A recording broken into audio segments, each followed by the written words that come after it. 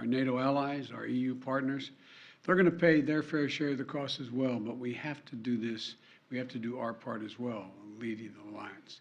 The cost of this fight is not cheap, but caving to aggression is going to be more costly if we allow it to happen. We either back Ukrainian people as they defend their country, or we stand by as the Russians continue their atrocities and aggression in Ukraine. Every day the Ukrainians pay for the price, and the price they pay is with their lives for this fight. So we need to contribute arms, funding, ammunition, and the economic support to make their courage and sacrifice have purpose so they can continue this fight and do what they're doing. It's critical this funding gets approved and approved as quickly as possible. You know, long before Russia launched its brutal invasion, I made clear how the United States would respond. Predicted they would invade, and they surely did. We said we'd not send U.S. troops to fight Russian troops in Ukraine, but we would provide robust military assistance and try to unify the Western world against Russia's aggression. I said I would impose powerful sanctions on Russia, and that we'd destroy this myth that somehow they could continue to move without the rest of the world acting. That we deploy additional forces to defend NATO territories, particularly in the east along the Russian and Belarus borders. That's exactly what we said we would do, and we did. But despite the disturbing rhetoric coming out of the Kremlin, the facts are plain for everybody to see. We're not attacking Russia. We're helping Ukraine defend itself against Russian aggression. And just as Putin chose to launch this brutal invasion, he could make the choice to end this brutal invasion. Russia is the aggressor. No ifs, ands, or buts about it. Russia is the aggressor, and the world must and will hold Russia accountable. Russia's continued assault is yielding immense human cost. We've seen them leave behind horrifying evidence of their atrocities and war crimes in the areas they try to control. And as long as the assaults and atrocities continue, we're going to continue to supply military assistance. And I might note parenthetically, you know, there's a dinner this weekend, Celebrate the Press. Think of what the American press has done, the courage it's taken to stay in these war zones, the courage it's taken to report every single day. I've always had respect for the press, but I can't tell you how much respect I have watching them in these zones where they're under fire, risking their own lives to make sure the world hears the truth. Imagine if we weren't getting that information. It'd be a different world. It'd be a different circumstance. In the past 2 months, Russia launched its brutal attack and has moved weapons and equipment to Ukraine. We've moved weapons and equipment to Ukraine in record speed. Thanks to the aid we provided, Russian forces have been forced to retreat from Kyiv. Doesn't mean they're not going to try to come back, but they've retreated thus far. We've sent thousands of anti-armor, anti-missiles, helicopters, drones, grenade launchers, machine guns, rifles, radar systems, more than 50 million rounds of ammunition. The United States alone has provided 10 anti-armor systems for every Russian tank that is in Ukraine, 10 to 1. We're providing Ukraine significant, timely intelligence to help them defend themselves against the Russian onslaught. And we're facilitating a significant flow of weapons and systems to Ukraine from our allies and partners around the world, including tanks, artillery, and other weapons. That support is moving with unprecedented speed. Much of the new equipment we've announced in the past 2 weeks has already gotten to Ukraine, where it can be put to direct use on the battlefield. However, we've almost exhausted what we call, the fancy phrase, the drawdown authority that Congress authorized for Ukraine in a bipartisan spending bill last month. Basically, we're out of money. And so that's why today, in order to sustain Ukraine as it continues to fight, I'm sending Congress a supplemental budget request. It's going to keep weapons and ammunition flowing without interruption to the brave Ukrainian fighters and continue delivering economic and humanitarian assistance to the Ukrainian people. This so-called supplemental funding addresses the needs of the Ukrainian military during the critical weeks and months ahead. And it begins the transition to longer-term security assistance that's going to help Ukraine deter and continue to defend against Russian aggression. This assistance would provide even more artillery, armored vehicles, anti-armored systems, anti-air capabilities that have been used so effectively thus far in the battlefield by the Ukrainian warriors. You know, and it's going to deliver much-needed humanitarian assistance as well as food, water, medicine, shelter, and other aid to Ukrainians displaced by Russia's war, and provide aid for those seeking refuge in other countries from Ukraine. It's also going to help schools and hospitals open. It's going to allow pensions and social support to be paid to the Ukrainian people so they have something in their pocket. It's also going to provide critical resources to address food shortages around the globe. Ukraine was one of the world's largest agricultural producers. It typically grows 10% of all the wheat that's shipped around the world. Putin has asserted sanctions are blocking food from Ukraine and Russia getting on the market, the sanctions we've imposed on Russia. Simply not true. Putin's war, not sanctions, are impacting the harvest of food and disrupting the movement of that food by land and sea to nations around the globe that need it. This funding is going to help ease rising food prices at home as well and abroad caused by Russia's war in Ukraine. It's going to help support American farmers produce more crops like wheat and oilseed, which is good for rural America, good for the American consumer, and good for the world. And this supplemental request will use the Defense Production Act to expand domestic production and the reserve of critical materials like nickel and lithium that have been disrupted by Putin's war in Ukraine and that are necessary to make everything from defense systems to automobiles. And I hope Congress will move on this funding quickly. I believe they will. I want to thank Congress, Democrats and Republicans, for their support of the people of Ukraine. And next week, I will be in Alabama to visit Lockheed Martin plant that manufactures the Javelin anti-tank missile we've been sending to Ukraine, and to thank the American workers, thank them for producing the weapons that help stop Russia's advances in Ukrainian cities like Kyiv. Their hard work has played a critical role in ensuring Putin's strategic failure in Ukraine, and they should know that we know it. In addition to this supplemental funding, I'm also sending to Congress a comprehensive package that will enhance our underlying effort to accommodate the Russian oligarchs and make sure we take their ill-begotten gains. We're going to accommodate them. We're going to seize their yachts, their luxury homes, and other ill-begotten gains of Putin's kleptocracy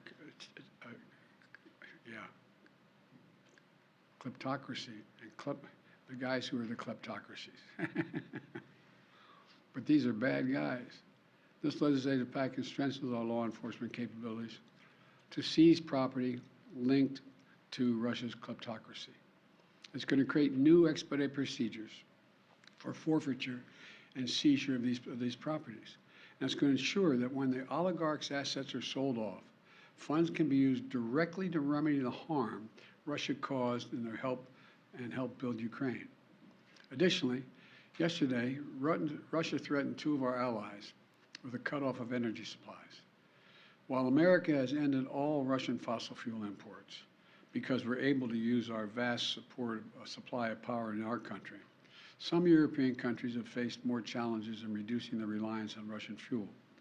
Russia has long claimed to be, quote, the reliable source of energy for the world. No matter what the differences are, their customers are always going to be in good shape. But these actions prove that energy is not just a commodity that Russia sells to help meet other countries' needs, but a weapon we use to deploy against those who stand against their aggression. So let me be clear. We will not let Russia intimidate or blackmail their way out of these sanctions. We will not allow them to use their oil and gas to avoid consequences for their aggression.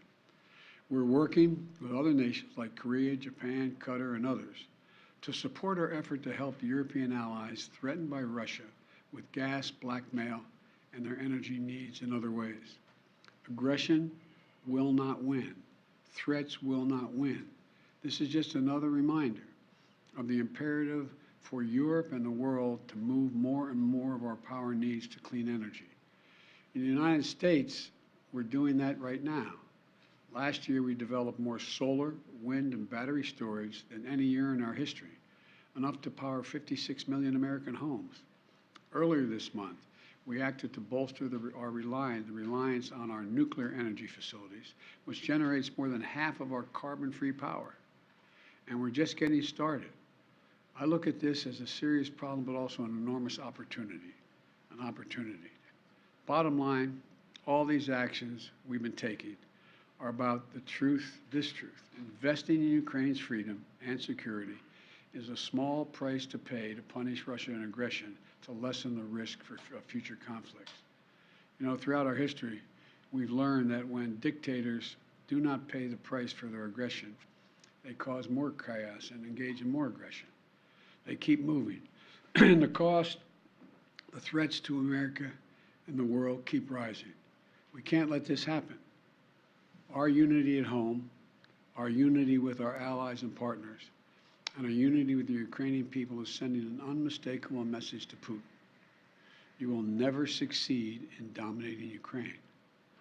Finally, we're going to continue to deliver critical support to Ukraine.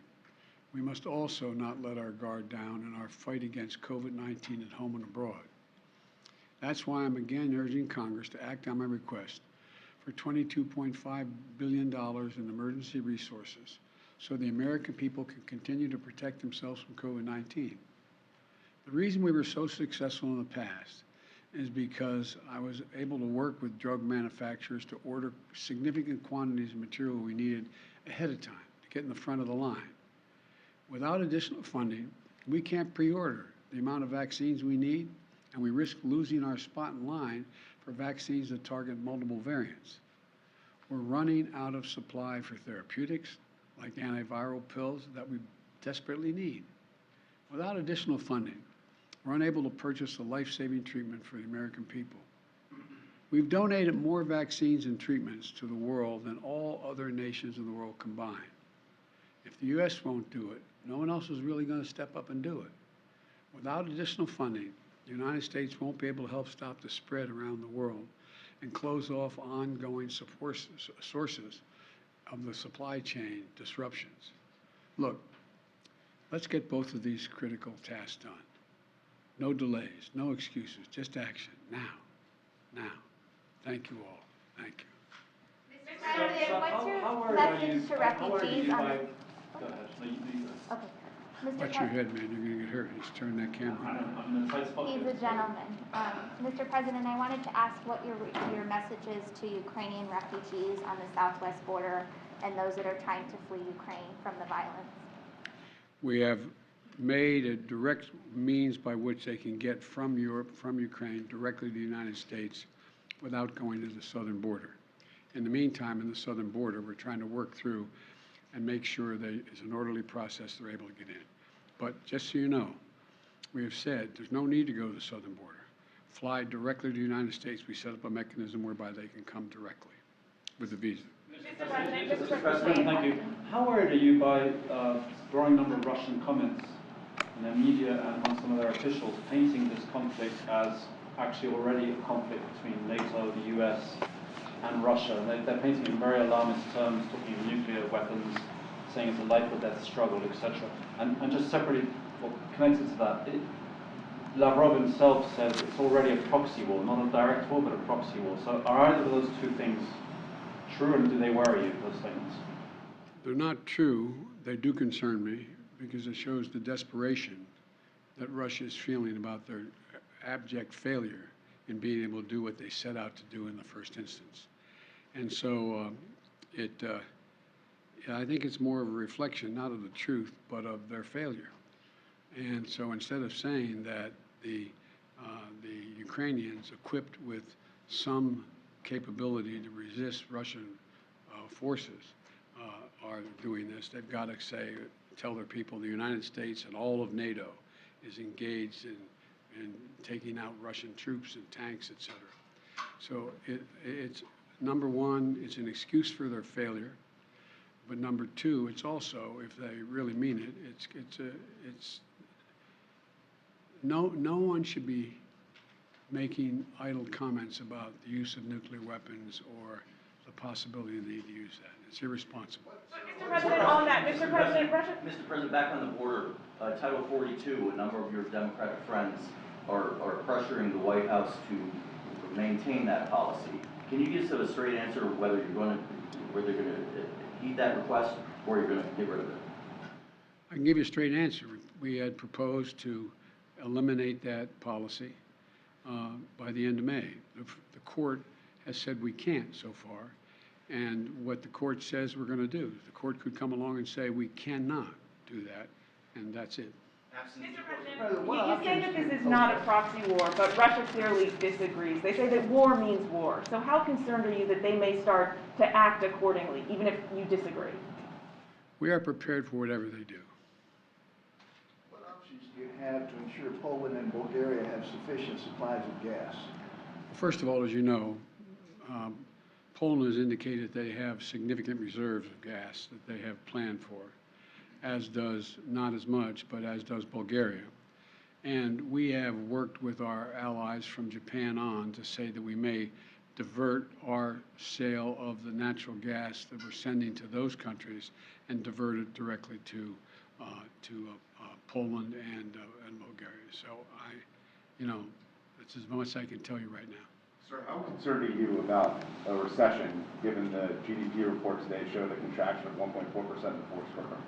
Well, I'm not concerned about a recession. And, I mean, you're always concerned about a recession, but the GDP, fell to 1.4%. But here's the deal.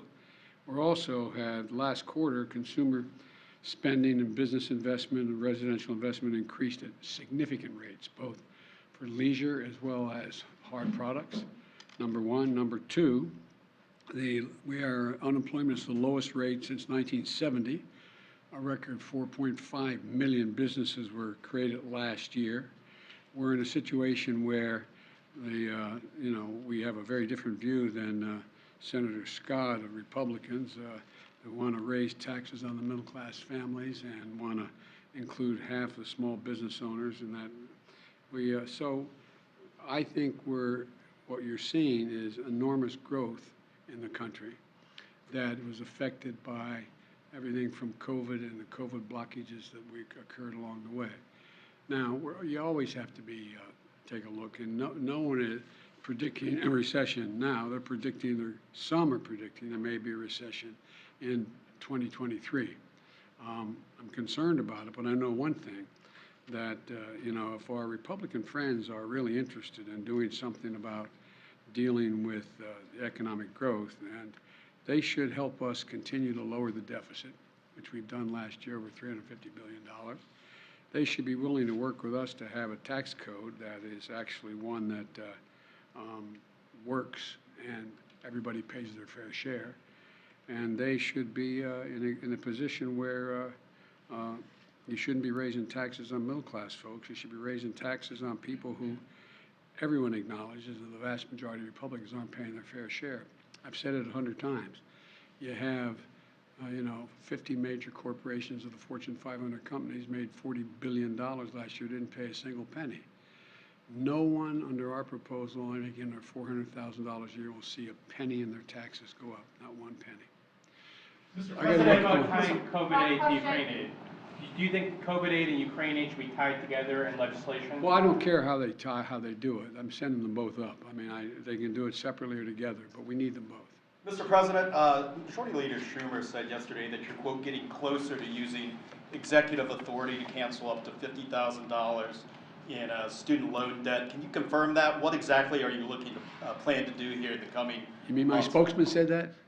Majority Leader Schumer. Look, number one, first thing we did was reform the system that was in place that didn't work for anybody, that allowed people to write off debt if they engaged in public service. We have almost 1,785,000, don't hold me the exact number, I'll get the number, 700 and some thousand have had debt forgiven, their whole debt forgiven because of their working in either as teachers or other means by which they qualify. And we continue to make that easier. Secondly, I am considering dealing with some debt reduction. I am not considering $50,000 debt reduction, but I'm in the process of taking a hard look at whether or not there will be additional debt forgiveness, and I'll have an answer on that in the next couple weeks. How high are you looking Thank at? you. Thank you, guys. Thank you Thank very you, much. guys. Thank you. Thank you, Thanks, Mr. sir. President. Thank you, Mr. President.